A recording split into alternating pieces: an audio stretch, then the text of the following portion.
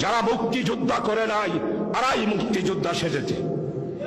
মরহুম শেখ মুজিব, আমি আমার প্রিয় ছাত্রদেরকে বলতে চাই, মরহুম শেখ মুজিব মুক্তিযুদ্ধায় অংশগ্রহণ করে নাই। মুজিব, আপনি বাংলাদেশের মানুষকে স্বাধীনতার ঘোষণাকে অসমাপ্ত রেখে পশ্চিমা সেনাবাহিনীদের হাতে গ্রেপ্তার হয়ে পশ্চিম পাকিস্তানে নিরাপদে কারাগারে ছিলেন।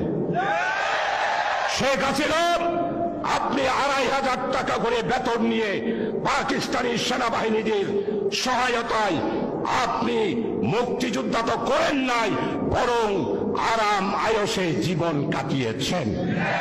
তাই আজকে বলতে চাই, আওয়ামী লীগ মুক্তিযোদ্ধার সংগঠন নয়, আওয়ামী লীগ হল ফ্যাসিস্ট,